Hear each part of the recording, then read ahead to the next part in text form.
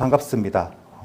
길을 묻고 진리를 만나는 이 시간에 함께 해주신 모든 분들을 주님의 이름으로 환영을 합니다. 우리 교회 성도님들도 많이 나오셨고요. 또 오늘 이 자리에 처음 오신 분들도 계실 거고, 또 유튜브로 함께 하시는 분들도 계실 텐데요. 모든 분들을 주님의 이름으로 환영합니다. 사회를 맡으신 집사님께서 소개를 해주셨는데요. 저는 오늘부터 5일 동안 여러분과 이 여정을 함께할 안내자 김명용 전도사입니다. 우리 교회 성도님들이나 이전에 전도 집회라는 것을 참석해 보신 분들께서는 여정이라는 표현이나 강사를 안내자라고 부른 것이 조금 낯설게 느껴질 수도 있을 것 같습니다. 이렇게 제가 표현을 바꾼 것은 교회의 성경 용어나 교회에 대해서 조금 익숙하지 않은 분들에게 조금이나마 편안한 마음으로 이 자리에 함께 할 수 있기를 바라기 때문입니다. 누구에게나 삶을 살아가면서 길을 묻게 되는 순간이 있습니다. 오늘부터 시작되는 이 여정이 각자의 삶을 돌아보고 참된 진리를 함께 생각해보는 편안하고 또 의미 있는 시간이 되기를 바랍니다. 저도 한 20여 년 전에 여러분들처럼 누군가의 권유로 이런 집회에 참석한 적이 있었습니다. 그런데 하나님을 믿기까지 그동안 제가 가져왔던 많은 지식들과 경험은 오히려 방해가 되었습니다.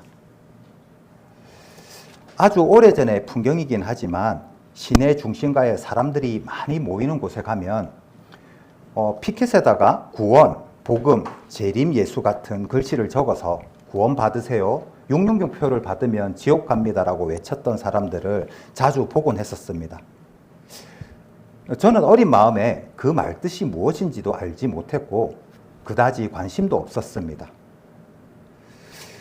그런데 1992년 시한부 종말론을 주장하던 단체들이 특정 날짜를 종말의 날로 예언을 하면서 한국 사회에 큰 혼란을 가져다 준 일이 있었습니다.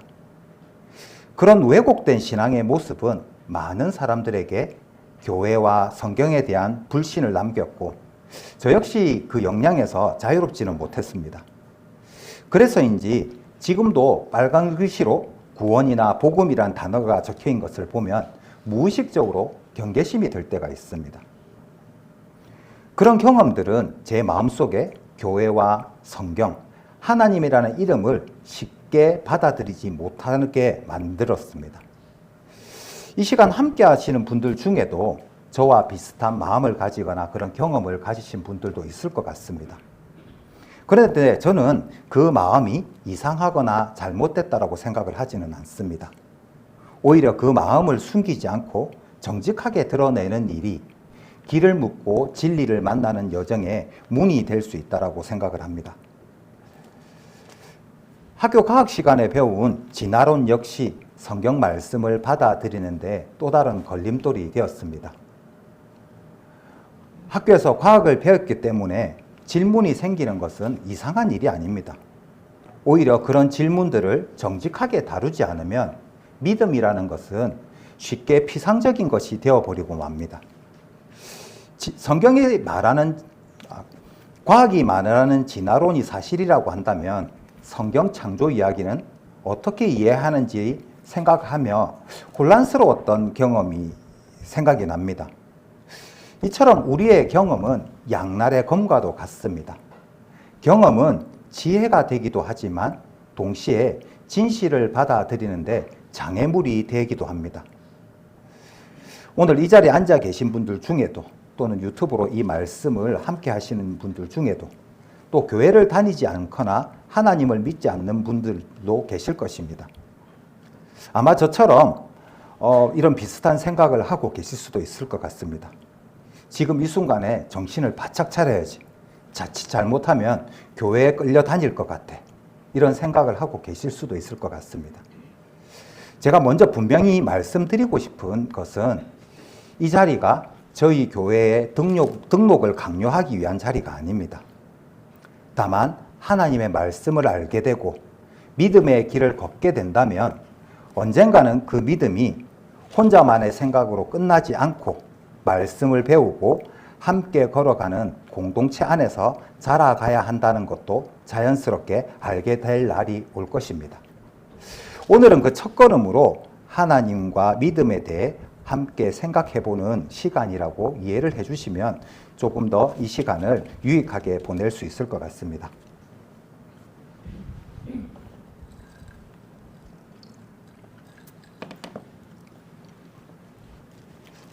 제가 아는 어떤 분에게 5일 동안 함께 이 말씀을 조금 들어보자라고 했더니 결국 이 말씀을 듣고 나면 교회에 계속 나가야 하는 것이 아니냐면서 거절을 하셨습니다. 그래서 저는 진정한 교회라고 한다면 믿음을 강요하지 않습니다라고 말씀을 드렸더니 그럼 뭐 하려고 그 말씀을 들어야 하냐고 물으시더라고요. 확실하게 여러분들에게 말씀드리고 싶은 것은 진정한 교회라면 믿음을 강요하지는 않습니다. 그런데 강요하지 않는다라는 이 말이 곧바로 이런 시간을 가질 필요가 없다는 뜻은 아닙니다. 정말 소중한 것을 알게 됐을 때 우리는 어떻게 합니까? 사랑하는 사람과 그것을 나누고 싶어 하지 않습니까? 그것처럼 그리스도인은 하나님 안에서 발견된 영원한 생명과 진리를 다른 사람에게 전하고 싶은 마음을 가지게 되는데 이 자리에 참석하도록 권하신 분도 동일한 마음으로 이 자리에 참석하라고 권했을 것입니다. 되게 많은 사람들은 교회를 나가는 이유가 하나님을 믿기 위해서라고 생각을 합니다. 그런데 성경은 사람이 왜 믿음을 가져야 하는지 그리고 그 믿음의 대상이 누구여야 하는지를 분명하게 말씀하고 있습니다. 성경은 하나님께서 모든 사람이 구원을 받으며 진리를 아는 데 이르기를 원하신다라고 말씀합니다. 그래서 이 자리는 누군가를 억지로 설득하기 위한 시간이 아니라 하나님께서 성경을 통해서 우리에게 알려주고자 하는 그 진리가 무엇인지를 살펴보는 시간입니다. 그런데 사실 많은 사람들이 성경을 깊이 접해볼 기회가 많지 않았습니다. 그런데 성경을 읽어보기도 전에 그 내용이 무엇인지 알아보기도 전에 교회에 대한 이미지나 주변의 이야기 때문에 먼저 마음의 문을 닫아버리는 경우가 많습니다. 저 역시도 그랬습니다. 그래서 오늘은 믿으십시오라고 그냥 무작정 다그치기보다 성경이 무엇을 말하는지 하나씩 살펴보려고 합니다. 한 번쯤 여행을 떠나본 적이 있으실 텐데요. 좋은 여행을 하려면 무엇이 필요합니까? 돈요? 돈도 필요하죠. 좋은 여행을 하려면 무엇보다도 여행지에 관한 정확한 정보가 필요합니다. 누군가 제대로 그 여행지를 안내해 준다면 훨씬 더 알차고 즐거운 여행이 될 것입니다. 우리가 5일 동안 함께 성경을 깊이 살펴보려고 하면 안내자가 필요합니다. 저는 여러분보다 뛰어나서 이 자리에 선 것은 아닙니다. 저 역시 하나님을 믿을 수 없다라고 말했던 사람이었고 성경에 관한 질문을 가지고 성경을 배우고 고민해 온 사람입니다. 그래서 저는 오늘 정답을 여러분들에게 강요하는 것이 아니라 제가 걸어온 길을 조심스럽게 나누는 안내자이고 싶습니다. 5일 동안 하나님과 교회에 대해 가지고 있었던 여러 가지 생각과 질문을 잠시 열어두고 성경에 관한 내용들을 들어보신다면 분명히 여러분에게 유익한 시간이 될 것입니다.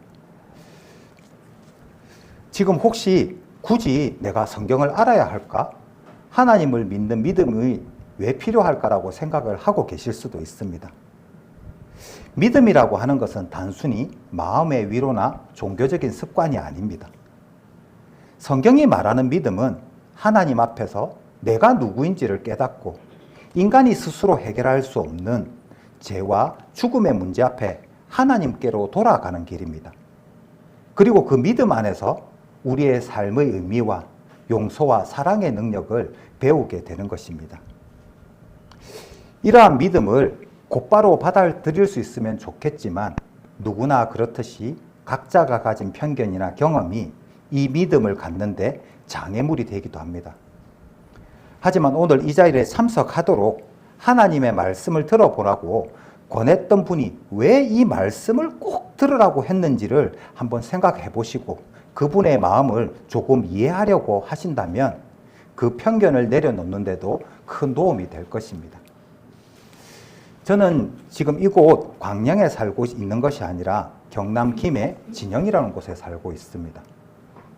저희 동네에만 해도 30개가 넘는 교회가 있지만 저는 매주 이곳 광양생명교회에 와서 믿음 생활을 하고 있습니다.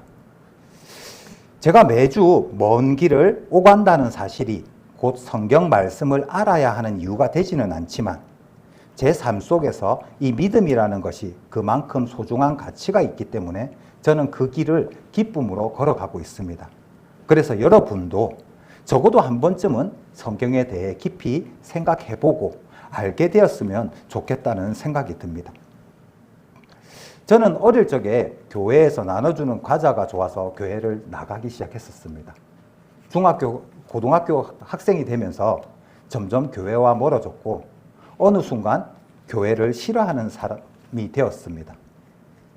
제가 교회를 싫어하던 이유 중에 하나는 제가 제 기준에서 믿기 어려운 이야기를 너무 강요한다는 느낌이 있었고 또한 시한부 종말론을 주장하던 그 사이비 종교단체들과 모든 교회가 똑같다고 생각을 했었습니다. 그런데 이 자리에 참석하신 여러분들처럼 우연히 교회와 성경 그리고 하나님에 대한 편견을 내려놓고 말씀을 듣게 되었고 그동안 제가 전혀 알지 못했던 많은 것들을 알고 깨닫게 되었습니다. 성경에 기록된 많은 이야기 중에 노아의 방주 이야기는 제게 단순한 옛날 이야기로만 다가오지 않았습니다. 그 이야기 속에는 인간의 죄, 하나님의 심판, 그리고 심판 가운데서도 구원의 길을 열어주시는 하나님의 은혜가 담겨 있었습니다. 성경은 그 구원의 길이 예수 그리스도 안에서 완성이 된다라고 말을 합니다. 성경의 이야기는 단순히 먼 옛날의 사건들을 나열한 책이 아니라 하나님께서 죄인된 인간을 어떻게 부르시고 구원하시는지를 보여주는 하나의 큰 흐름의 이야기를 하고 있습니다. 성경을 단순한 종교 이야기로만 보지 않고 인간과 하나님에 대해서 깊이 말하는 책으로 저는 다시 성경을 보기 시작했습니다. 많은 사람들이 교회를 멀리하거나 하나님을 믿지 않는 이유는 다양합니다. 교회의 위선적인 모습이나 강압적인 태도, 배타적인 말과 행동은 실제로 많은 사람들에게 깊은 상처를 남기기도 합니다. 교회의 부족함과 사람의 실수 때문에 교회를 알아보기도 전에 그 상처받은 마음 때문에 교회를 향한 마음을 닫아버립니다. 다만 오늘 이 시간 우리가 함께 생각해 보려고 하는 것은 이것인데요. 사람의 부족함 때문에 성경에 담겨 있는 하나님과 성경이 말하는 복음의 진리까지 함께 닫아버리는 것이 과연 합리적인가 하는 질문입니다.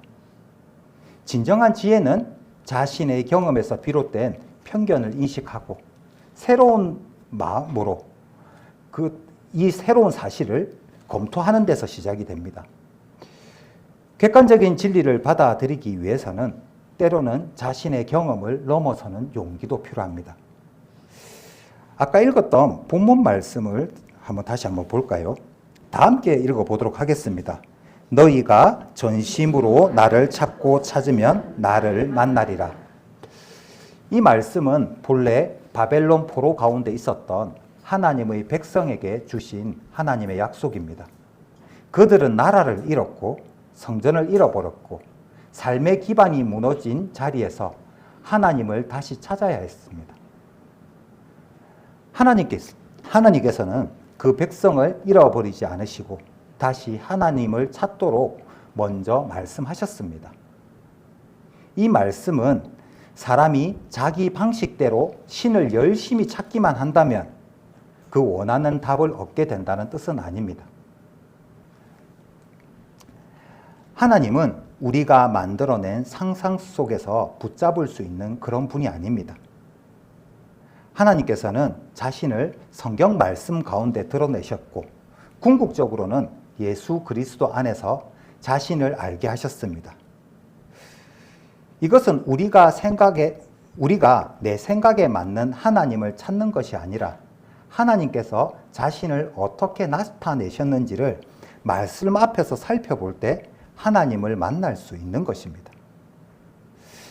저는 기존의 전도 집회처럼 성경 내용을 순서대로 나열하기보다는 아직 하나님을 알지 못하는 분들이 실제로 가질 수 있는 질문으로 이야기를 시작해 보려고 합니다.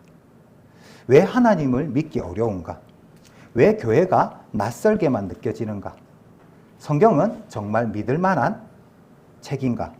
이런 질문들을 하나씩 정직하게 살펴보는 것으로 하나님을 알아가고자 합니다. 많은 분들이 하나님을 믿지 못하는 이유로 하나님은 눈에 보이지 않는다는 점을 듭니다. 저도 한때는 눈에 보이지 않으니 믿을 수 없다고 생각을 했고 그 생각이 옳다고 여겼습니다. 하지만 과연 그 말이 논리적으로 옳은지는 다시 생각해 볼 필요가 있습니다. 우리 눈에 보이지 않아도 존재하는 것들은 많습니다. 예를 한번 들어볼까요? 공기와 그 안에 포함된 산소는 우리 눈에 보이지는 않지만 우리가 숨을 쉬며 생명을 유지하는 것으로 공기와 그 안에 산소가 있다는 것을 우리는 믿습니다. 중력도 어떻습니까? 눈에 보이지는 않지만 물건이 위에서 아래로 떨어지는 것을 보면서 우리는 중력이 실제로 존재한다는 것을 경험을 합니다. 바람도 마찬가지죠. 바람은 눈에 보이지는 않지만 나뭇가지가 흔들리고 머리카락이 흩날리고 피부에 닿는 느낌으로 그 존재를 우리는 체감할 수 있습니다. 라디오나 TV, 휴대폰에서 사용하는 전파 역시 눈에 보이지는 않지만 분명히 존재를 하는 것들입니다. 이순신 장군을 만나본 적이 있으신가요? 우리는 이순신 장군을 만나본 적이 없습니다. 그럼에도 우리는 역사적 기록과 증거를 통해서 이순신 장군이 실제로 존재하셨다는 분이라는 사실을 0.1% 의심 없이 믿습니다. 프랑스 파리를 한번 여행해 보신 적이 있으신가요? 프랑스 파리에 가면 에펠탑이 있다라고 하는데 저는 프랑스 여행을 해본 적이 없습니다. 그래서 저는 제 눈에 보지 않았기 때문에 에펠탑이 없을 것이라고 믿고 있는데 이 생각이 맞습니까? 그렇지 않죠. 직접 가보지는 않아도 사진과 영상과 수많은 증언을 통해서 에펠탑의 존재를 의심하지 않습니다. 이처럼 직접 우리가 눈으로 보지 않아도 기록과 증거들을 통해서 합리적으로 받아들이고 존재를 믿는 경우는 많습니다. 그렇다면 하나님은 어떻습니까? 성경에 하나님에 대한 기록이 있으니 하나님의 계심을 믿을 수 있다라고 결론을 내리면 믿을 수 있으시겠죠. 지금부터 하나님이 계신 것을 0.1% 의심 없이 믿습니다. 이렇게 하면 끝이 납니다. 이 시간은. 그런데 이런 생각을 가지시면 좋겠지만 신앙생활을 하고 있지 않으신 분들에게는 눈에 보이지 않는 공기와 산소를 믿는 것처럼 가보지 않은 에펠탑의 존재를 믿는 것처럼 하나님의 존재를 쉽게 받아들이기 어려워하는 것입니다. 이 한 가지 예를 가지고 지금까지 내가 가지고 있던 생각이나 경험을 내려놓는다는 것은 큰 산을 넘어서야 하는 것처럼 막연하게 다가오실 것입니다. 물론 이런 일들이 곧바로 하나님의 존재를 자동으로 증명한다는 것은 아닙니다. 공기나 중력은 과학적으로 측정할 수 있지만 하나님은 같은 방식으로 실험실에서 측정할 수 있는 분이 아니기 때문입니다. 제가 말씀드리고 싶은 것은 단순합니다. 눈에 보이지 않는다라는 이유 하나만으로 어떤 존재를 성급하게 부정하는 것은 충분한 결론도 합리적인 것도 아니라는 것입니다. 그렇다면 하나님에 대해서 우리는 조금 더 정직하게 질문을 해볼 수 있을 것입니다. 하나님도 눈에 보이지 않지만 성경이라는 기록을 통해서 우리는 그분을 알 수 있고 또 성경도 그분을 알 수 있다라고 말을 합니다. 성경은 하나님에 대해 매우 자세하게 기록을 하고 있는데 하나님은 스스로 우주와 생명의 창조주라고 선언을 합니다. 신약 성경 로마서 1장 말씀을 찾도록 하겠습니다.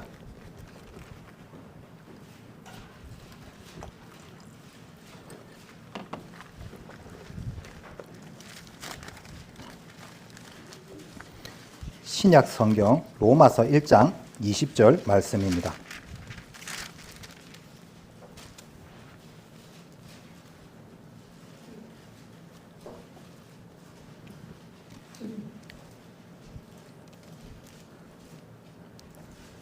로마서 1장 20절 말씀을 찾았으면 이 구절도 함께 읽도록 하겠습니다.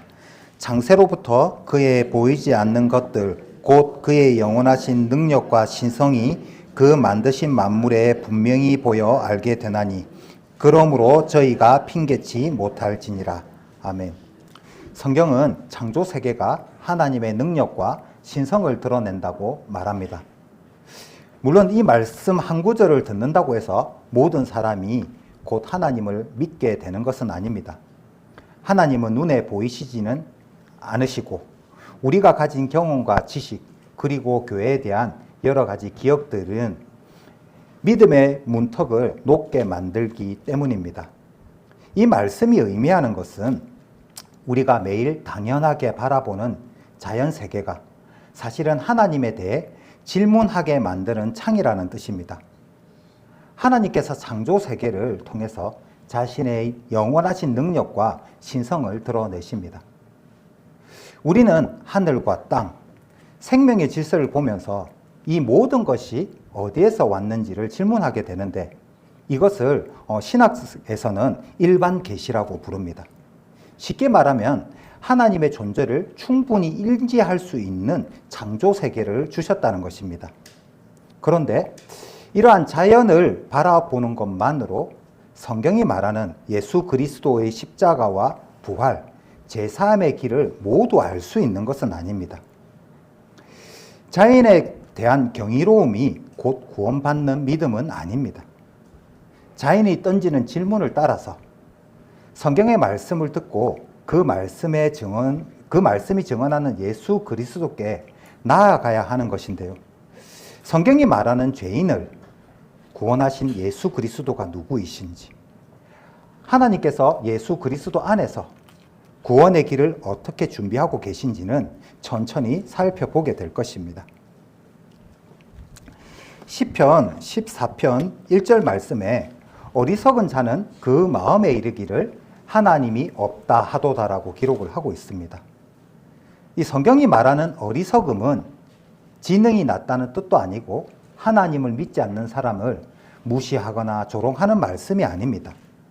어리석음은 하나님이 없이도 내가 삶의 주인이 될 수 있다고 생각하고 창조주 하나님을 마음에서 밀어내는 영적 상태를 말하는 것입니다. 저는 이 말씀을 처음 들었을 때 제 마음을 비추는 거울처럼 이 말씀이 다가왔습니다. 속으로 하나님이 있긴 뭐가 있다고 하는 거야 라고 생각하고 있었던 제 마음을 마치 성경이 정확하게 알고 있는 것처럼 느껴졌습니다. 저는 이 말씀을 들으면서 궁금한 점이 하나 생겼는데 여러분은 그렇지 않습니까? 내 마음을 정확하게 알고 있는 것 같은 이 성경이 하나님에 대해 기록을 하고 있다고 하는데 그렇다면 정말 성경은 믿을 만한 책일까 하는 것입니다. 하나님을 믿는다는 것은 성경이 증언하는 하나님을 신뢰할 수 있는가의 문제로 연결이 됩니다.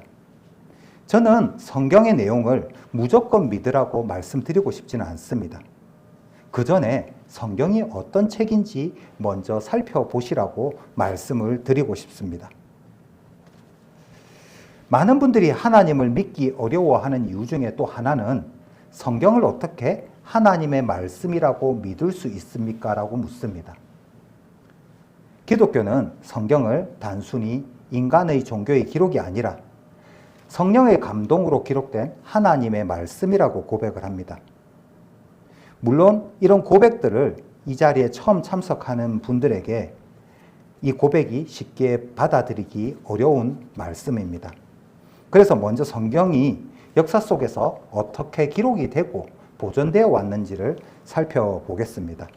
또한 기독교는 성경의 예언과 그 성취를 통해서 하나님께서 역사 속에서 말씀하시고 일하셨다고 고백을 합니다. 하지만 하나님이나 성경에 대해 잘 알지 못하는 분들이 품는 궁금증도 있습니다. 성경에 나오는 이야기가 실제적인 역사일까? 예수라는 분이 실존하는 인물이라는 증거가 있을까? 수천 년 된 책인데 그 내용이 얼마나 변형이 되었을까? 그분들이 가지는 질문들은 사실 매우 자연스럽고 타당한 것입니다. 성경 역시 맹목적인 믿음의 태도를 요구하지 않습니다. 오히려 하나님 말씀 앞에서 정직하게 살피고 분별하는 태도를 성경은 말하고 있습니다. 사도행전에 보면 베레아 사람들의 이야기가 나옵니다. 그들은 사도 바울의 말씀을 들었을 때 무조건 받아들이지도 않고 그렇다고 무조건 거부하지도 않았습니다. 간절한 마음으로 말씀을 받으면서도 그것이 성경의 증언과 일치하는지를 날마다 살폈습니다. 사도행전 17장 말씀을 한번 찾겠습니다. 사도행전 17장 11절 말씀입니다.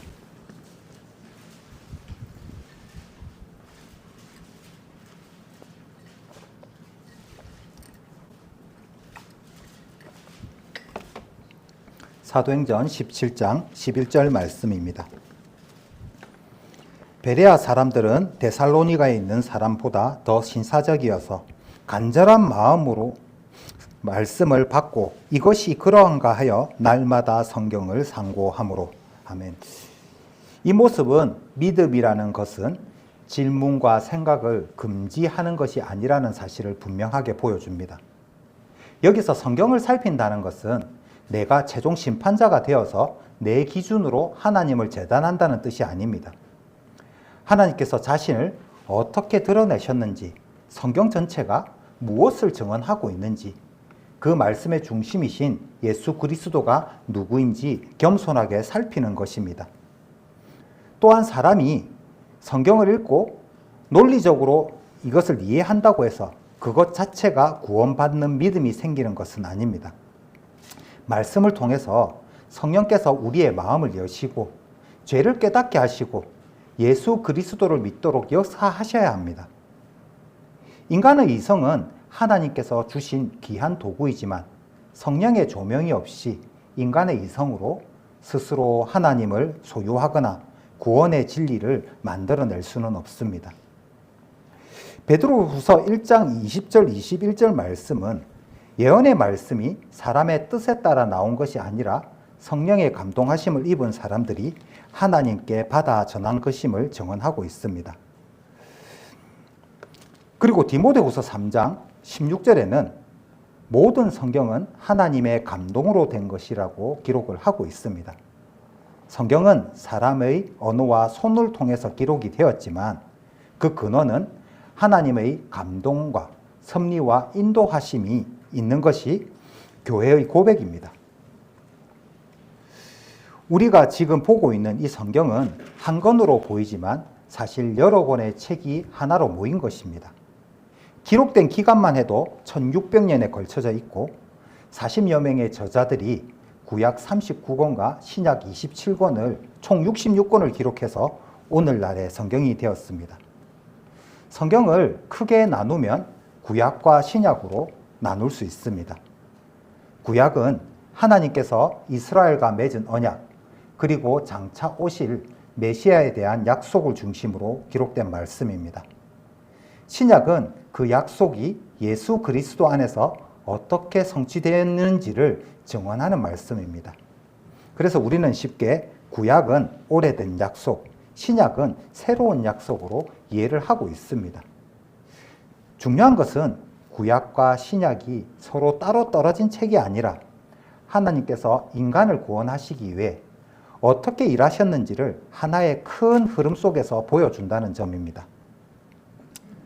오늘날에 널리 사용되는 연대 표기 방식 BC와 AD 역시 역사적으로 예수 그리스도와 깊은 관련이 되어 형성이 되었습니다.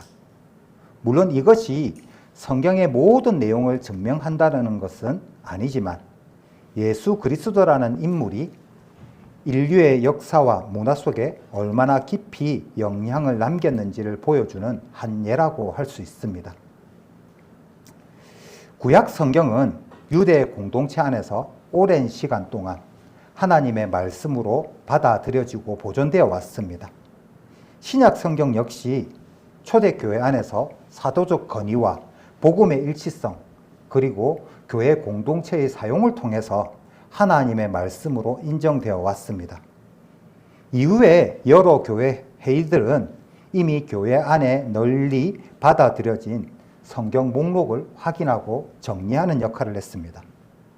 중요한 것은 성경이 어느 날 갑자기 만들어진 책이 아니라 하나님의 백성 공동체 안에서 오랜 시간 동안 읽히고 검증되고 보존되어 왔다는 사실입니다.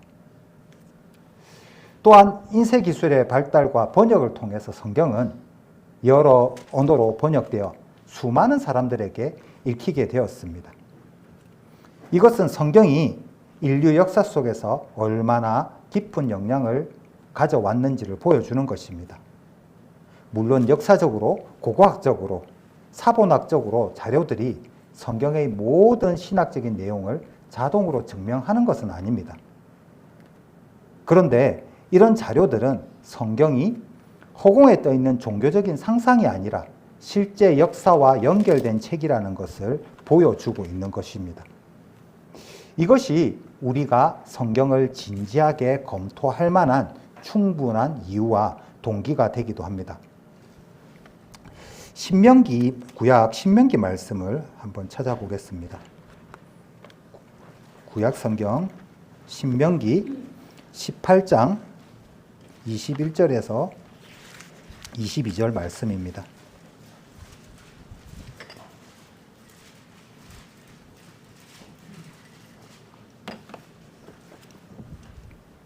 신명기 18장 21절에서 22절 말씀입니다.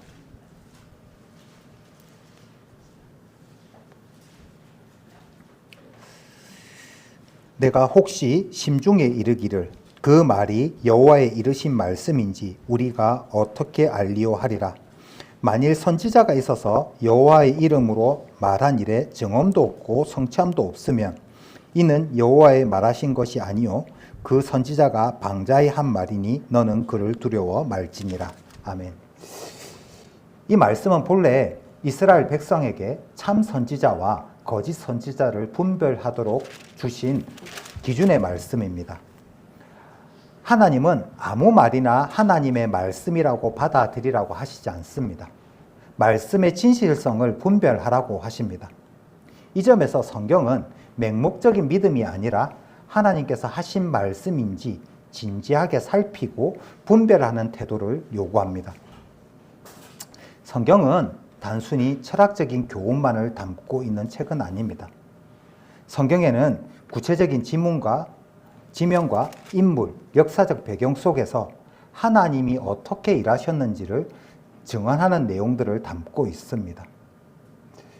성경에 등장하는 여러 지명과 인물, 역사적인 배경은 역사적 고고학적으로 연구와 함께 진지하게 검토되어 왔습니다. 특히 성경의 사본의 발견은 성경 본문이 오랜 시간 동안 어떻게 전승되고 보존되어 왔는지를 연구할 수 있게 해주는 중요한 자료입니다. 사본들 사이에서 철자나 어순의 표현상의 차이는 있긴 하지만 그런 차이들이 기독교 신앙의 핵심 메시지를 무너뜨리는 것은 아닙니다. 1947년 사해 근처 쿰란 지역에서 발견된 사해 문서 가운데는 구약 성경 사본들도 포함이 되어 있었고 그 중에서 대이사야 두루마리는 매우 중요한 자료로 학계에서 평가를 받고 있습니다. 신약 역시 많은 그리스어 사본과 고대 번역본을 통해서 본문의 정승이 연구되어 왔고 그 중에 신해산 사본은 1600년 이상 된 그리스어 성경 사본으로 현존하는 가장 오래된 완전한 신학 사본이라는 자료로 평가를 받고 있습니다. 물론 이런 사본 자료가 성경의 모든 신학적인 내용과 과학 실험처럼 이 성경을 증명하는 것은 아닙니다. 그러나 이런 자료들은 성경이 아무런 근거 없이 전해지는 책이 아니라 역사 속에서 보존되고 연구되어 온 책이라는 사실을 우리에게 보여주고 있습니다. 그래서 우리는 성경을 단순히 종교적인 상상으로 치부할 것이 아니라 자세히 살펴볼 필요가 있습니다. 여기서 중요하게 생각해야 할 것은 성경 사본 자체가 믿음의 대상은 아니라는 것입니다. 사본은 성경을 향하는 자료이고 성경은 하나님을 향하는 말씀입니다. 우리나라 역사책인 조선왕조실록이나 난중일기가 왕과 장군의 시대를 이해하는 데 충분한 자료가 되는 것처럼 성경도 하나님께서 역사 속에서 어떻게 일하셨는지를 증언하는 책입니다. 다만 성경을 역사책과 완전히 같은 성격의 책은 아닙니다. 그래서 성경에서는 구체적인 인물과 지명, 역사적인 배경을 담고 있고 그 내용은 역사적 고고학적 연구와 함께 진지하게 검토되어 왔기 때문에 내가 성경을 모른다는 이유만으로 곧 성경을 부정할 근거는 되지 않습니다. 오히려 성경에 대해서 성급하게 마음의 문을 닫아버리기보다는 먼저 진지하게 살펴보는 자세가 필요합니다. 성경은 수많은 언어로 번역되어서 세계 곳곳에서 읽히고 있습니다. 중요한 것은 성경의 번역의 수가 아니라 성경이 말하는 메시지입니다. 성경은 인간이 누구인지, 하나님은 어떤 분이신지, 죄와 구원의 영원의 관계에 대해서 일관된 메시지를 전하고 있습니다. 우리는 성경을 단순히 오래된 종교 문서로 볼 것이 아니라 우리의 인생의 가장 깊은 질문에 답을 주는 책으로 진지하게 살펴봐야 합니다. 성경은 하나님 한 분이 온 세상의 창조주이시고 구원자이심을 분명하게 선포하고 있습니다. 성경의 이 고백은 오늘날처럼 다양한 종교와 가치관이 공존한 사회에서 불편하게 들릴 수 있는 고백입니다. 왜 기독교는 하나님 한 분만 참되다고 말하는가? 이런 질문이 생기는 것도 자연스러운 일입니다. 그러나 기독교 유일신앙은 다른 사람을 무시하거나 정죄하기 위한 태도가 아니라는 것입니다. 그것은 성경이 하나님을 온 세상의 창조주와 구원자로 증언하기 때문에 생기는 신앙의 고백입니다. 우리는 다른 사람의 인격과 생각을 존중해야 합니다. 동시에 성경이 하나님에 대해 무엇을 말하는지도 정직하게 살펴보아야 하는 것이죠. 무조건 거부하거나 그것을 무시하는 것은 옳은 태도가 아닙니다. 성경은 우리에게 무조건 믿으라고 강요하기보다 참 하나님이 누구이신지를 분별해 보라고 초청을 하고 있는 것입니다. 성경에 관련된 영상 하나 보도록 하겠습니다. 경전로로 음성이 안 나와.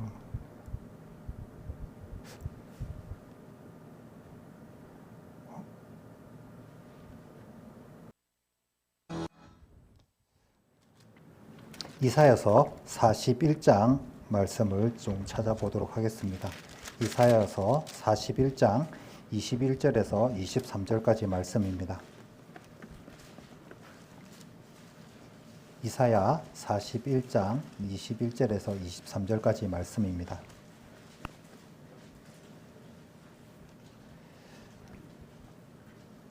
나 여호와가 말하노니 너희 우상들은 소송을 일으키라. 야곱의 왕이 말하노니 너희는 확실한 증거를 보이라. 장차 당할 일을 우리에게 진술하라. 또 이전에 어떠한 것도 고하라. 우리가 연구하여 그 결국을 알리라. 혹 장래사를 보이며 후래사를 진술하라. 너희의 신됨을 우리가 알리라. 또 복을 내리든지 화를 내리라. 우리가 함께 보고 놀라리라. 아멘. 이사야서의 말씀은 하나님께서 우상들의 무능함을 드러내시고 하나님께서 누구이신지를 분별하시는 장면입니다. 여기서 우상이라는 것은 당시에 사람들이 신으로 섬겼던 여러 가지 형상들과 신을 가리킵니다. 사람의 손으로 만들어지고 신이라는 이름을 얻었지만 스스로 말하거나 역사 속에서 일하거나 미래를 이루어낼 수 없는 존재들입니다.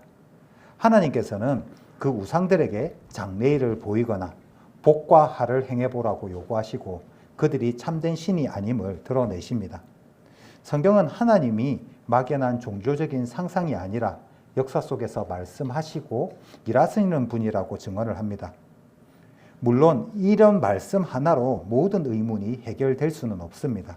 성경은 우리에게 하나님에 대해 진지하게 살펴보고 그분이 역사 속에서 어떻게 일하셨는지를 검토하도록 하는 것이죠. 그리고 기독교는 성경이 하나님께서 역사 속에서 말씀하시고 일하신 기록이고 그분의 성취를 증언하는 책이라고 고백을 합니다. 성경은 우리에게 무조건 믿으라고 말하는 것이 아닙니다. 시간이 한 40분 정도 지났는데요. 잠시 좀 몸 좀 풀어보겠습니다.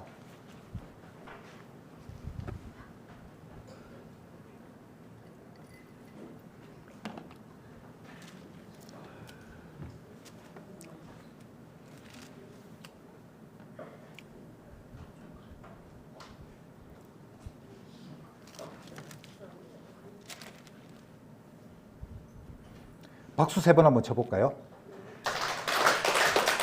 박수 2번만 쳐보겠습니다. 졸리시죠? 성경 맨 앞에를 한번 찾아볼까요? 창세기 맨 앞에 창세기 1장 1절 말씀을 찾도록 하겠습니다. 창세기 1장 1절 말씀입니다.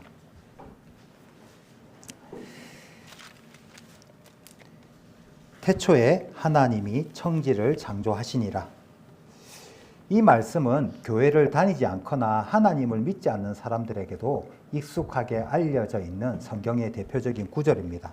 성경은 하나님께서 하늘과 땅, 곧 우주와 지구를 창조하셨다고 선포를 하고 있습니다. 오늘 처음 오신 분들에게 제가 선물을 하나 드릴까 합니다. 제가 이번에 준비한 선물은요, 이 책입니다. 다시 신앙의 기초에 위해 서다라는 제목의 신앙서적입니다. 이 책 누가 썼을까요? 이 책 제가 쓴 책입니다.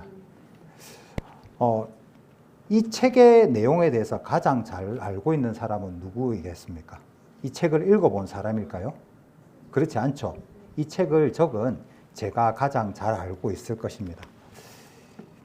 이 스마트폰의 작동 원리와 기능이 어떤지 가장 잘 알고 있는 사람은 누구일까요? 당연히 이 폰을 설계하고 만든 사람일 것입니다. 방금 읽었던 말씀처럼 성경에 하나님께서 이 세상을 창조하셨다라고 하면 이 세상의 의미와 목적도 가장 잘 알고 계시는 분은 창조주 하나님이실 것입니다. 그래서 창세기 1장 1절은 단순히 우주의 시작을 말하는 구절이기보다는 이 세계가 우연이나 혼돈의 산물이 아니라 하나님께 속한 세계라고 성경은 신앙 고백을 하고 있습니다. 이제 자연 세계와 과학 이야기를 조금 해보려고 합니다. 먼저 분명히 해야 할 것이 있습니다. 우리가 과학을 이야기하는 이유는 과학으로 하나님을 억지로 증명하기 위해서가 아닙니다. 성경은 과학 교과서도 아니고 현대 과학의 모든 세부 지식을 미리 설명하는 책도 아닙니다. 성경은 하나님께서 창조 세계를 어떤 눈으로 바라봐야 하는지를 가르쳐 주고 있습니다. 과학은 자연 세계가 어떻게 작동하는지 끊임없이 탐구를 합니다. 하지만 기독교 신앙은 그 질서의 근원과 목적을 묻습니다. 과학이 밝혀내는 자연 세계의 깊이와 정교함은 성경을 대신할 수도 없고 성경이 증언하는 창조주 하나님을 더 깊게 생각하는 통로밖에 되지 않습니다. 현대 과학은 우주의 시작에 대해 많은 것을 설명해 왔습니다. 예를 들자면 우주가 138억 년 전에 매우 밀도 높은 상태에서 평창하면서 시작했다라고 설명했고 오늘날 그것이 널리 알려져 있습니다. 그런데 과학이 우주의 작동 방식과 과정을 설명했다라고 한다면 곧바로 그것이 하나님이 없다라는 결론으로 이어지는 것이 아닙니다. 과학은 주로 어떻게라는 질문으로 탐구를 하고 있고 신앙은 그 너머에 왜, 무엇을, 누구를 위해라고 질문을 하고 있습니다. 과학과 신앙을 지나치게 단순히 나누는 것은 조심해야 할 부분이기도 합니다. 우리가 살펴보려고 하는 것은 과학과 성경 중에 어느 것이 더 옳고 그른가를 평가하는 일이 아닙니다. 과학이 자연의 과정을 설명한다고 해서 그 자연의 궁극적인 근원과 목적에 대한 질문까지 사라지는 것은 아닙니다. 오히려 자연 세계의 질서와 아름다움 속에서 성경이 말하는 창조주 하나님을 생각해 볼 수 있는 질문을 하나씩 해보는 것입니다. 우리가 살아가는 세계는 놀라운 질서와 구조 속에 있습니다. 이 질서는 단순히 우연의 결과인지 아니면 그 배후에 창조주의 지혜와 섭리가 있는지 하나씩 살펴보도록 하겠습니다. 우리가 깊이 생각해 보지는 않지만 눈에 보이지 않는 공기나 우리가 매일 겪는 자연 현상들도 각자 그 목적과 기능이 있습니다. 욥기서를 찾도록 하겠습니다. 욥기서 36장입니다.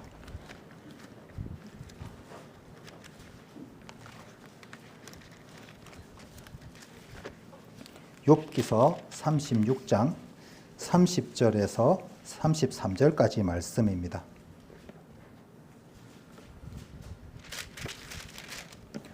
욥기서 36장 30절에서 33절까지 말씀입니다. 그가 번갯빛으로 자기 사면에 두르시며 바다 밑도 가리우시며 이런 것들로 만미를 징벌하시며 이런 것들로 식물을 풍비히 주시느니라. 그는 번갯빛으로 그 두 손을 싸시고 그것을 명하사 표대를 맞추게 하시나니 그 울리는 소리가 풍우를 표시하고 육축에까지 그 올라오는 것을 표시하느니라. 아멘. 우리가 생각하는 번개는 단순한 자연 현상이라고 생각하기가 쉽습니다. 과학은 번개를 구름 속의 물방울과 얼음 입자들이 충돌하면서 생기는 정기적인 현상으로 설명을 합니다. 우리는 그런 과학적인 설명을 통해서 자연 현상이 어떤 원리로 일어나는지를 배울 수 있습니다. 벤자민 플랭클린이라는 과학자는 번개를 연구한 대표적인 과학자입니다. 그가 한 연실험은 번개와 전기가 관련이 되어 있음을 보여주는 사례로 알려져 있습니다. 그 실험을 통해서 번개가 정기적인 성질을 가진 자연현상이라는 사실이 밝혀졌고 벤자민 플랭클린은 이를 바탕으로 해서 비례침을 발명해서 인류가 번개로부터 스스로 보호할 수 있도록 큰 기여를 했습니다. 그런데 우리가 생각해 볼 부분은 과학이 번개를 설명하기 훨씬 이전에 성경은 이미 번개를 이야기하고 있다는 점입니다. 성경은 번개의 근원과 질서를 설명하고 있는데요. 이것은 자연세계 안은 과학으로 우리가 쉽게 다 설명할 수 없는 복잡하고 정교한 질서가 있음을 보여주는 것입니다. 성경은 번개를 현대 과학의 언어로 설명을 하지는 않습니다. 다만 번개와 비 같은 자연현상조차 하나님의 주권과 섭리 안에 있음을 고백합니다. 성경이 번개와 비 같은 자연현상을 말하는 것은 인간이 통제할 수 없는 창조 세계를 바라보게 하는 것이죠. 성경이 우리에게 열어주는 눈은 자연 현상을 무시하는 눈이 아니라 자연 질서의 너머에 계신 창조주를 바라보게 하는 눈입니다. 스가랴서 10장 1절에는 봄비 때에 여호와 곧 번개를 내는 여호와께 비를 구하라.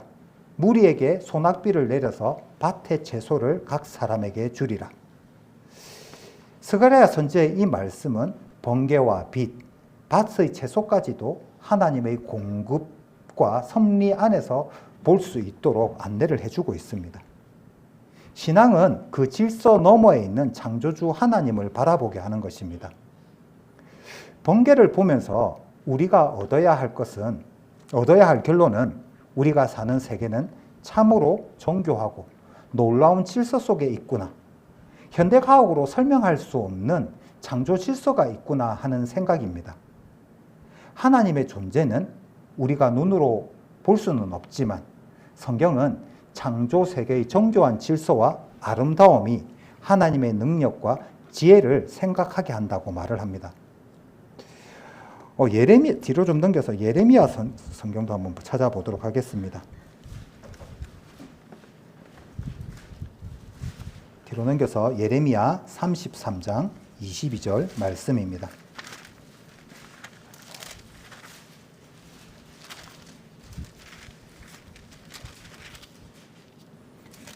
예레미야 33장 22절 말씀입니다.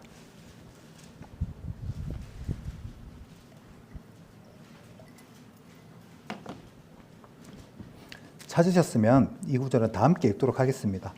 하늘의 만상은 셀 수 없으며 바다의 모래는 측량할 수 없나니 내가 그 같이 내 종 다윗의 자손과 나를 섬기는 레위인을 번성케 하리라 하시니라. 아멘. 맨눈으로 볼 수 있는 별의 수는 약 4,000개 정도에 불과하다고 합니다. 천문학의 선구자 갈릴레오 갈릴레이조차 별의 수는 많아봐야 수천 개에 불과할 것이라고 여겼습니다. 맨눈으로 볼 수 있는 별은 제한적이지만 현대 과학이 발전함에 따라 우주 안에는 인간이 헤아릴 수 없을 만큼 많은 별과 은하가 있음을 과학은 밝혀냈습니다. 근데 놀랍게도 성경은 과학이 이것을 알려주기 전에 이미 하늘의 별은 인간이 다 헤아릴 수 없을 만큼 광대한 창조의 세계라고 말해왔습니다. 성경이 하늘의 만상은 셀 수 없다고 말할 때 그것은 천문학적인 어떤 수치를 제시하는 것이 아니라 인간이 다 헤아릴 수 없는 창조 세계의 광대함을 통해서 하나님의 크심을 고백하는 성경의 표현입니다. 이사야서 40장 26절에는 너희는 눈을 높이 들어 누가 이 모든 것을 창조하였나 보라. 주께서는 수요대로 만상을 이끌어내시고 각각 그 이름을 부르시나니 그의 권세가 크고 그의 능력이 강함으로 하나도 빠짐이 없느니라라고 기록을 하고 있습니다. 이 구절 역시 하나님의 전능하심을 보여주는 대표적인 말씀입니다. 성경은 별 하나하나의 이름을 부르시며 그 모든 것을 질서 있게 다스리는 분은 하나님이시라고 선포를 하고 있습니다. 앞으로 좀 가서 욥기서 말씀도 한번 찾아보겠습니다. 욥기서 38장 31절 말씀입니다.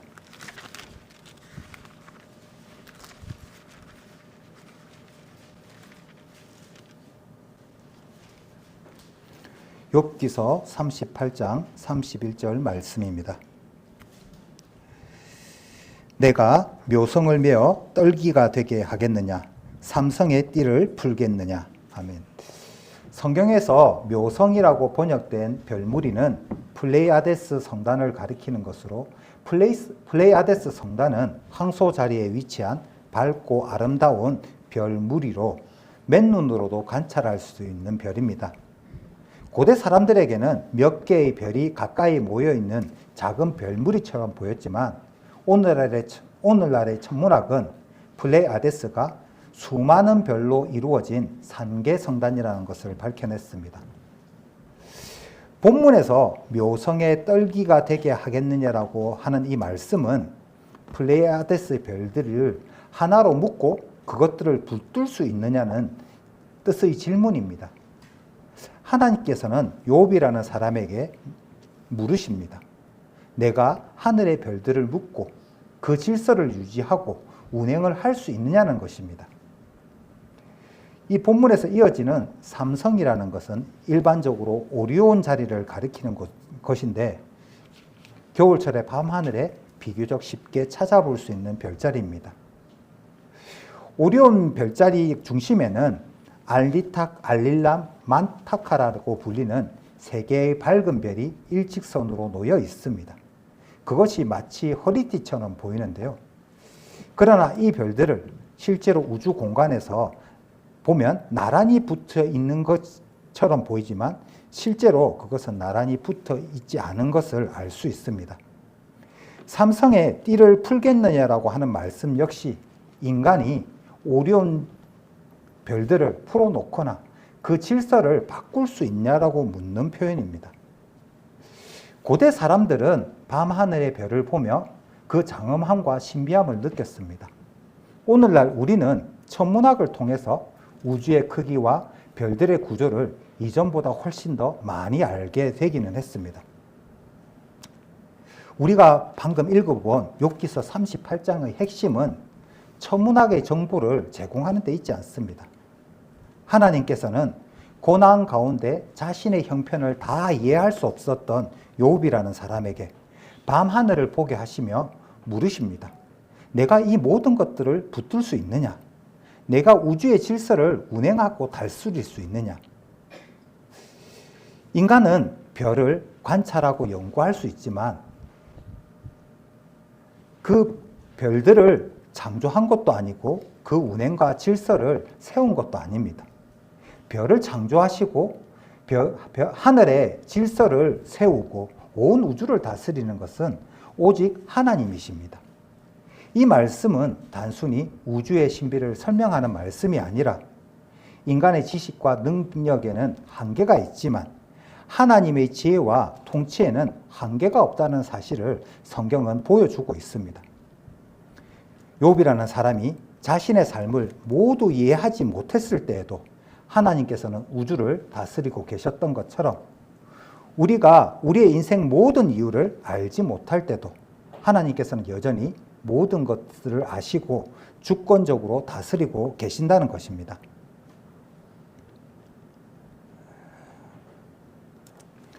욥기를 찾았으니까 앞으로 조금 넘겨서 욥기서 26장 7절 말씀도 보겠습니다.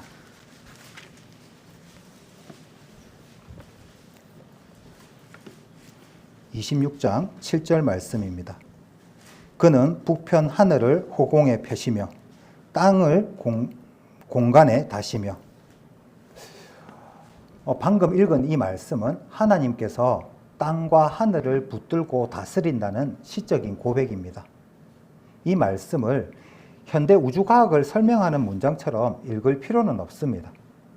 다만 오늘날 우리가 우주의 강대함과 지구의 신비를 더 깊이 알아볼 수 있도록 이 말씀은 인간이 붙들 수 없는 세계까지 하나님께서 붙들고 계신다는 사실을 더 깊이 묵상하게 우리를 안내하고 있습니다. 인간은 우주를 연구하고 탐구하지만 그 모든 세계를 붙들고 다스리시는 분은 하나님이시라고 성경은 고백을 합니다. 우리가 중고등학교 지구과학 시간에 배운 내용 중에 하나는 지구의 자전과 공전, 그리고 지구의 자전축의 기울기입니다. 과학은 지구의 자전축의 기울기와 자전과 공전이 계절과 기후에 어떤 영향을 주는지를 설명을 합니다. 그런데 기독교 신앙은 거기에서 한 걸음 더 나아가서 이렇게 생명체가 살 수 있는 질서 있는 세계가 왜 존재하는지를 묻습니다. 창조주를 전제하지 않는 어떤 세계관은 우주와 생명의 근원을 자연 과정으로만 설명을 하려고 합니다. 그러나 자연 과정으로 설명된다고 해서 곧바로 이 세계가 목적도 의미도 없다는 결론으로 나아가는 것은 아닙니다.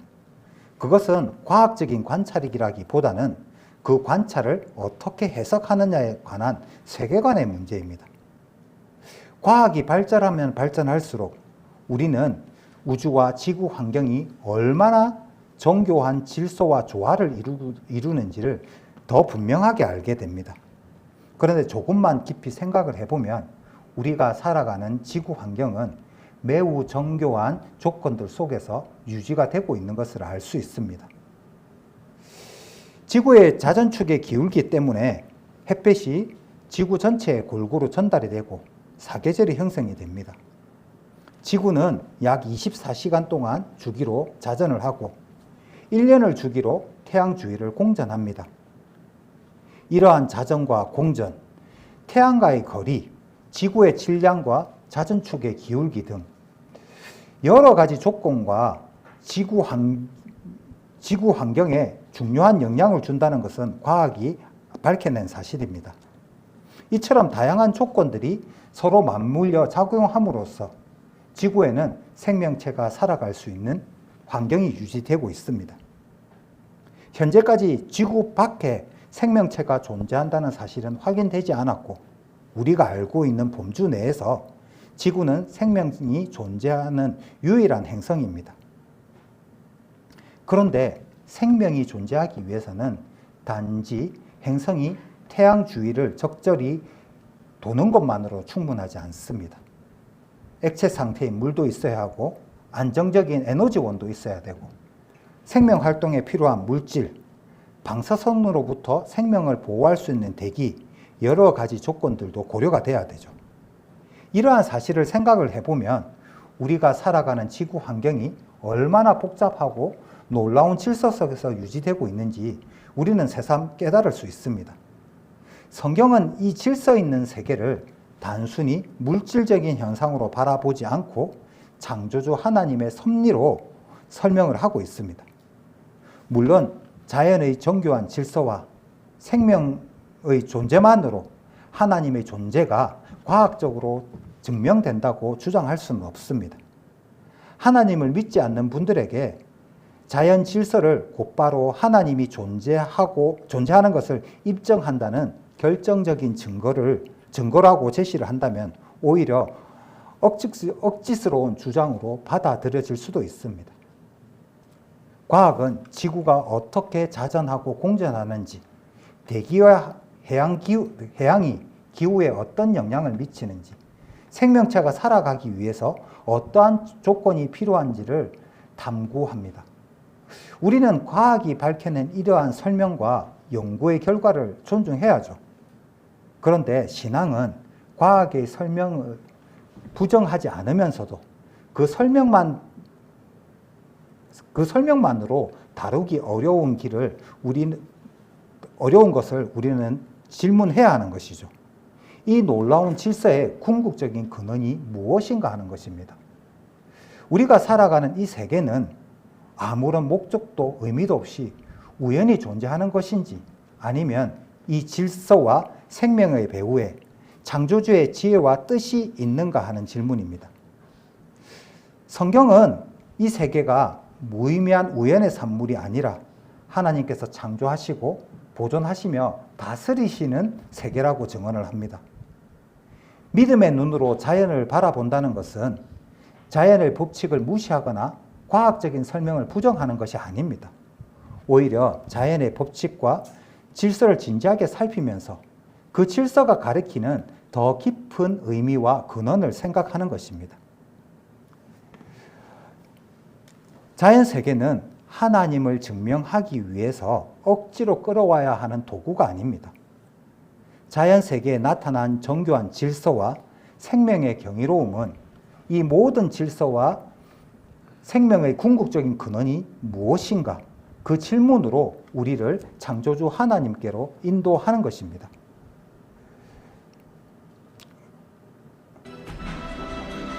지구의 위치를 생각해보자. 태양계 속 지구의 위치를 따져보면 우리가 아주 운이 좋았다는 걸 확인할 수 있다. 화성처럼 태양에서 너무 멀면 추워서 생명체가 살 수 없다.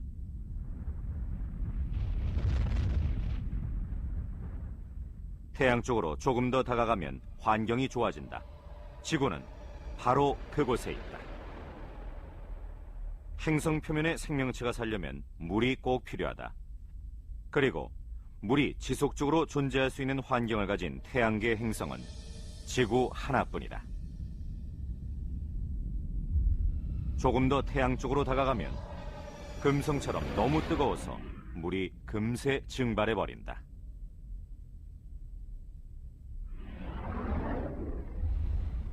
초록색으로 표시된 부분을 보자. 태양계에서는 이곳에서만 고등 생명체의 생존이 가능한데 거기 포함되는 행성은 지구뿐이다.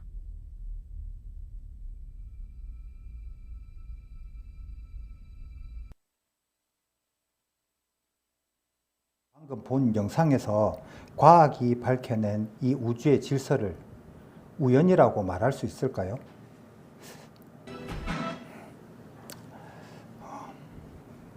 이 내용은 넘어가도록 하겠습니다. 많은 사람은 성경의 창조 이야기와 과학이 서로 충돌한다고 생각을 합니다. 실제로 과학의 설명과 창조 이야기가 서로 어긋난 것처럼 느껴질 때도 있습니다. 특히 학교에서 배운 진화론과 성경의 창조 신앙을 함께 생각을 해보면 이런 질문이 생길 수 있습니다. 과학을 배운 현대인이 어떻게 하나님께서 인간을 창조하셨다는 말씀을 믿을 수 있을까? 이런 질문이 생기는 것이죠. 근데 저는 이 질문이 결코 가볍거나 잘못된 질문이라고 생각하지는 않습니다. 오히려 믿음은 이러한 정직한 질문을 외면하지 않고 진지하게 살펴보는 데서 시작이 될 수 있습니다. 먼저 과학과 신앙이 반드시 서로 부정해야 하는 관계가 아니라는 사실을 생각해 볼 필요가 있습니다. 과학은 자연 세계를 관찰하고 생명과 우주가 어떠한 과정과 원리로 이루어지는지를 탐구합니다. 반면 기독교 신앙은 이 세계의 궁극적인 근원이 무엇인지, 인간은 누구인지, 우리의 삶에는 어떤 의미와 목적이 있는지를 묻습니다. 물론 과학과 신앙이 전혀 다른 질문만을 다룬다고 단순히 구분할 필요는 없습니다. 성경의 해석과 과학의 설명이 만나는 지점에서 신중히 논의할 필요가 있는 것이죠.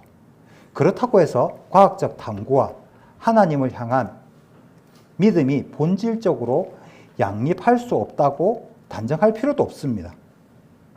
진화론은 오늘날 생물의 다양성과 변화를 설명하는데 현대 생물학의 핵심 이론 가운데 이 진화론은 하나입니다.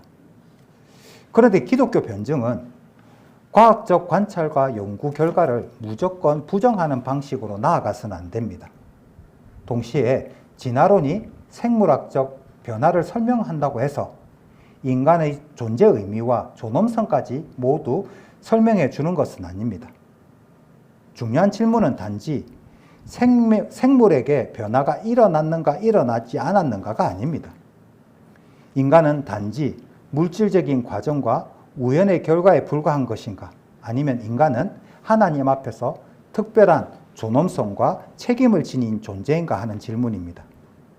우리의 이성과 도덕성, 사랑과 희생, 삶의 의미에 대한 갈망은 어디에서 비롯되었는가를 살펴보아야 하는 것이죠. 과학은 인간의 신체와 생명의 과정을 연구할 수 있습니다. 그런데 인간이 왜 존재하는지, 선과 악의 기준은 무엇인지, 삶의 궁극적인 의미가 무엇인지에 대해 과학만으로 완벽한 답을 제시하기는 어렵습니다. 성경은 인간이 하나님의 형상대로 창조된 존재라고 말을 합니다. 이것은 인간이 하나님과 똑같다는 뜻이 아니라 하나님과 관계를 맺고 그분의 뜻에 따라 살아가도록 지음받았다는 뜻입니다.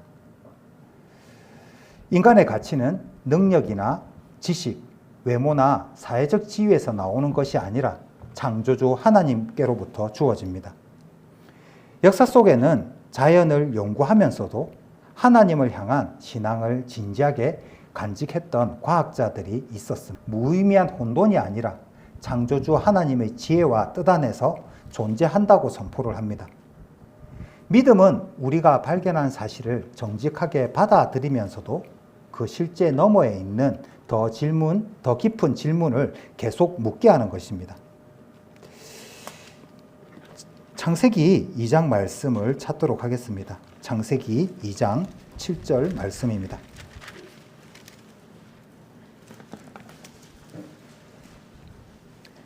창세기 2장 7절 말씀입니다. 이 구절은 다 함께 읽도록 하겠습니다. 여호와 하나님이 흙으로 사람을 지으시고 생기를 그 코에 불어넣으시니 사람이 생명이 된지라. 아멘. 우리가 학창시절 과학 시간에 진화론을 배웠기 때문에 성경이 말하는 창조 이야기를 쉽게 받아들이지 못하는 분들이 있을 것입니다.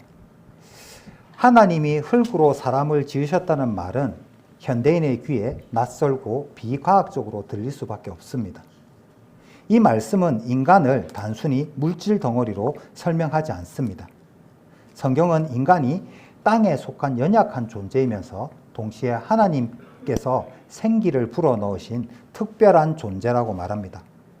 다시 말해서 인간은 자연의 일부이지만 자연에만 갇힌 존재가 아닙니다. 하나님과 인격적인 관계를 맺을 수 있도록 지음을 받은 존재입니다. 그렇다면 성경이 말하는 하나님이 흙으로 사람을 창조하셨다는 말씀은 비논리적인 주장일까요? 하나님이 흙으로 사람을 지으셨다는 말씀은 단순히 흙이라는 물질을 말하는 것이 아닙니다.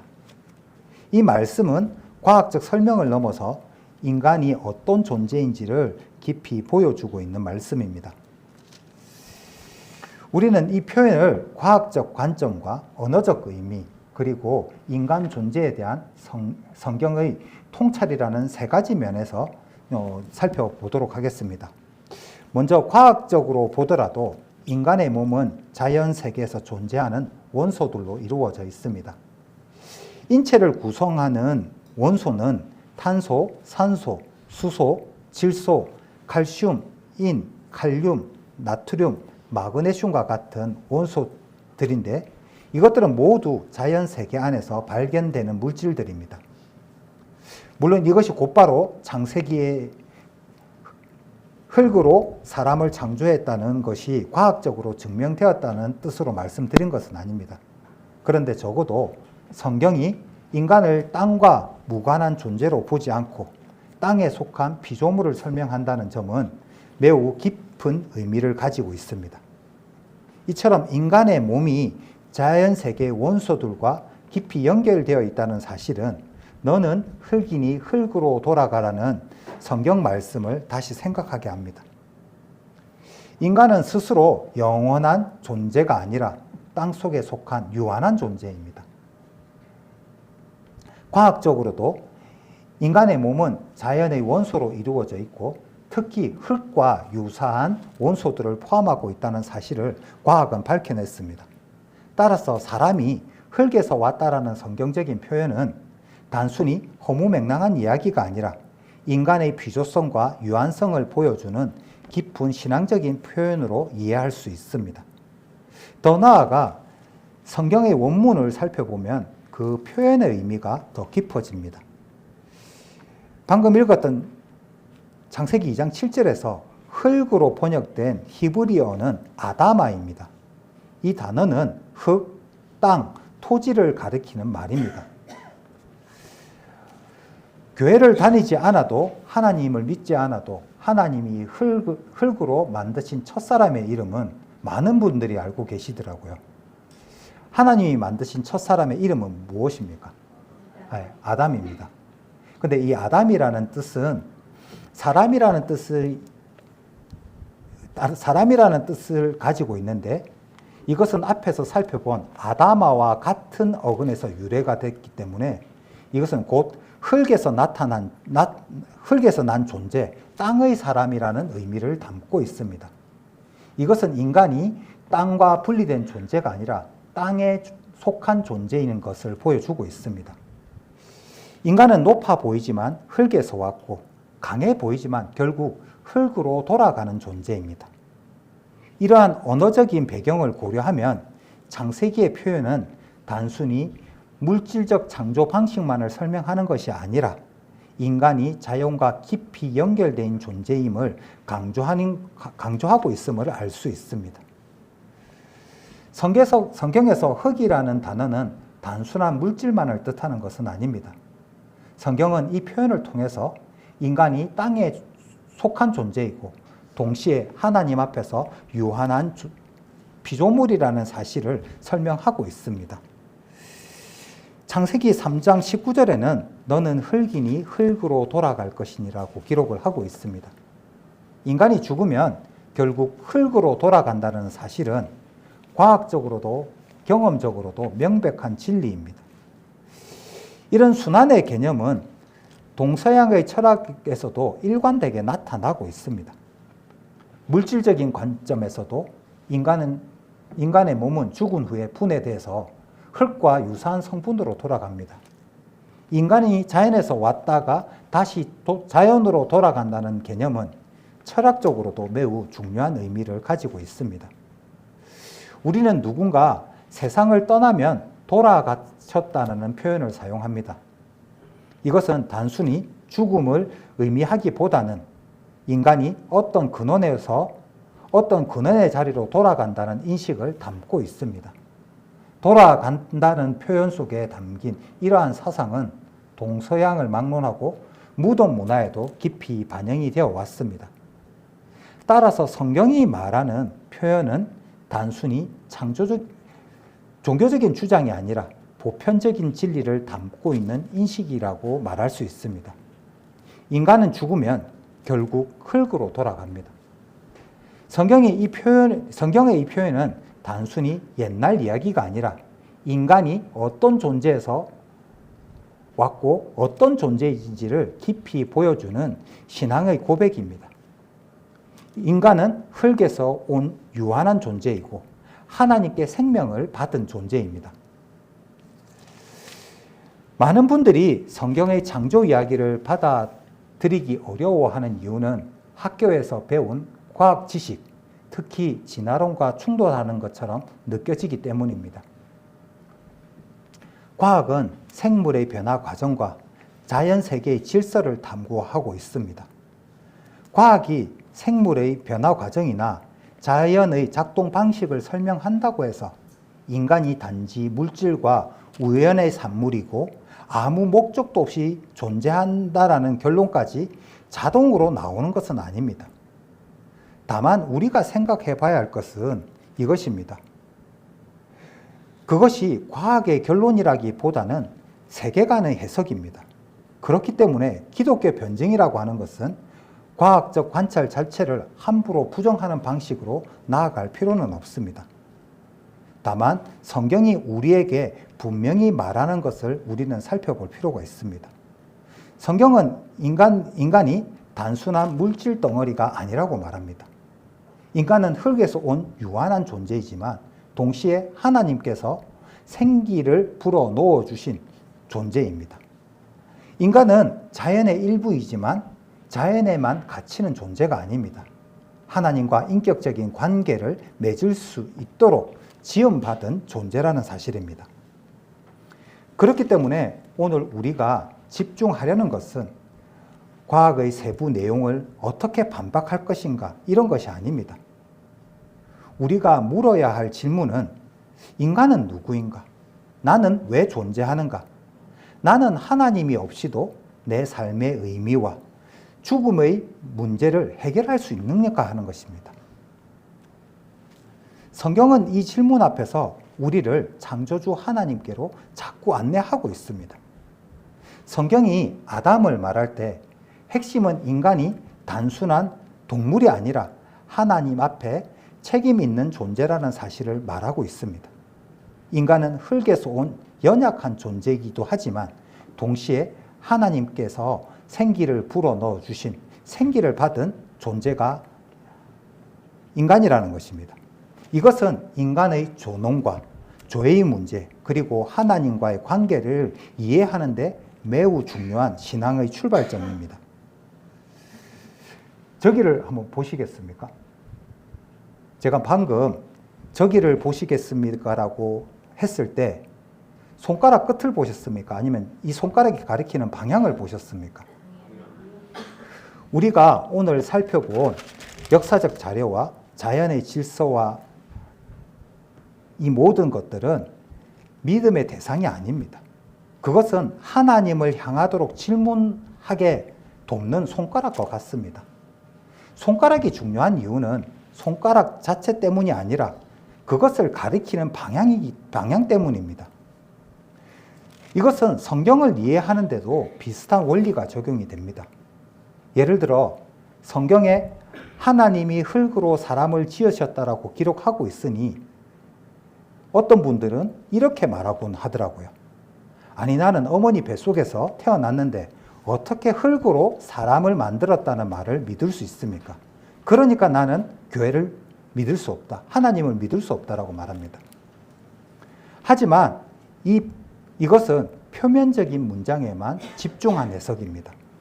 그 말씀을 통해 하나님께서 정말 전하고자 하시는 깊은 뜻을 놓치고 있는 경우라고 말할 수 있습니다.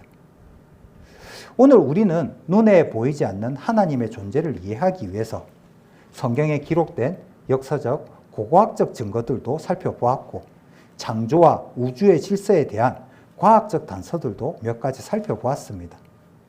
이 모든 것은 진리 자체는 아니지만 진리를 가리키는 손과 같은 역할을 하고 있습니다.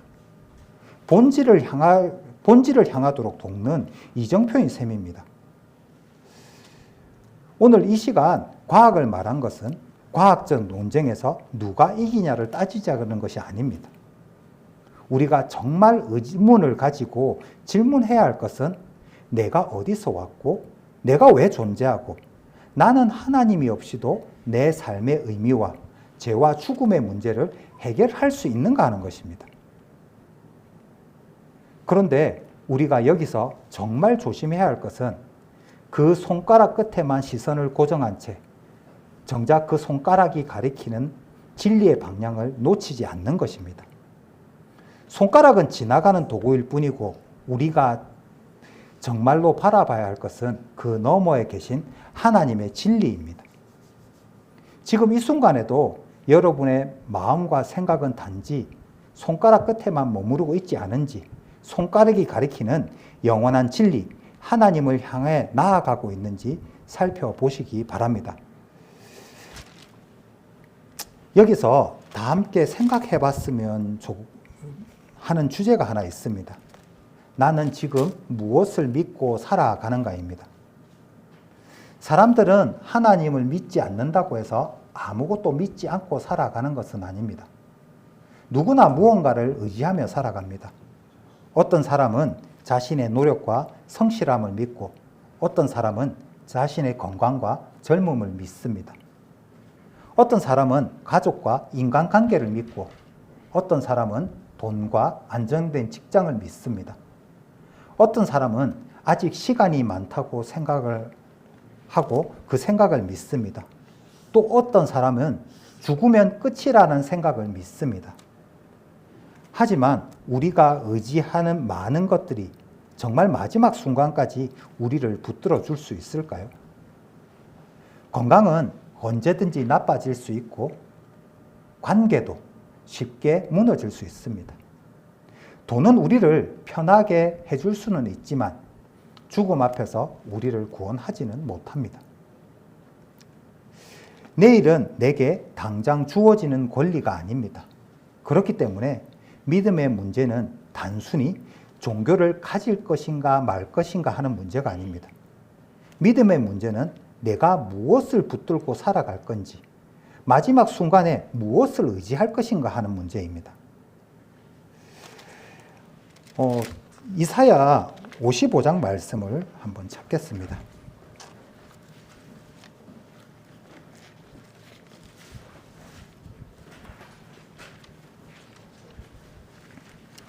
이사야 55장 말씀입니다.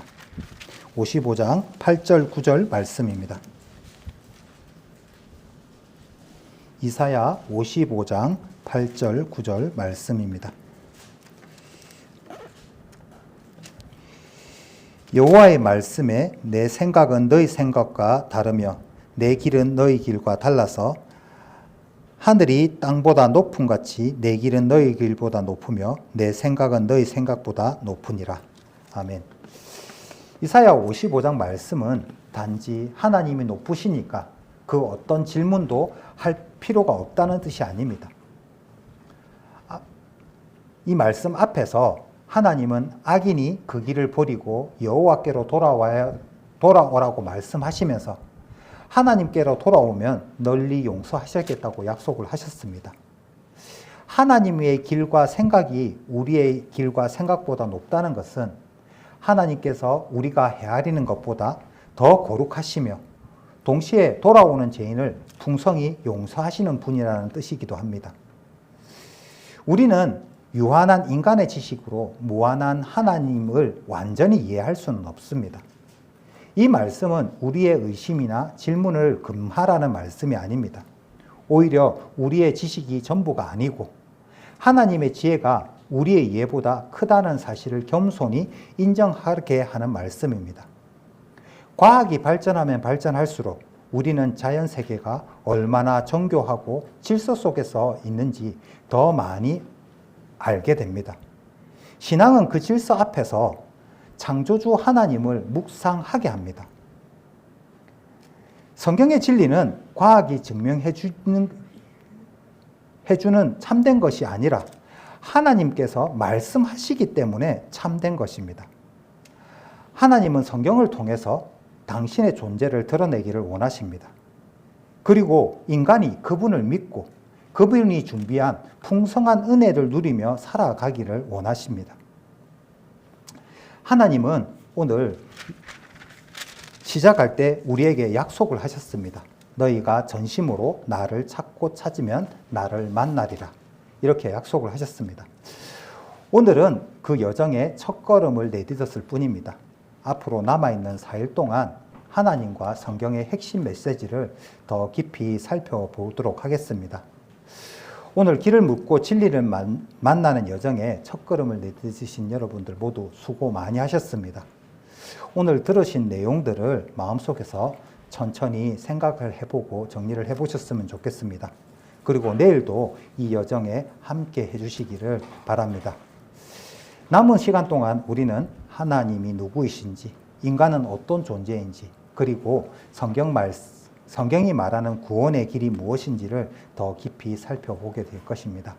이것으로 첫날 일정을 마치도록 하겠습니다.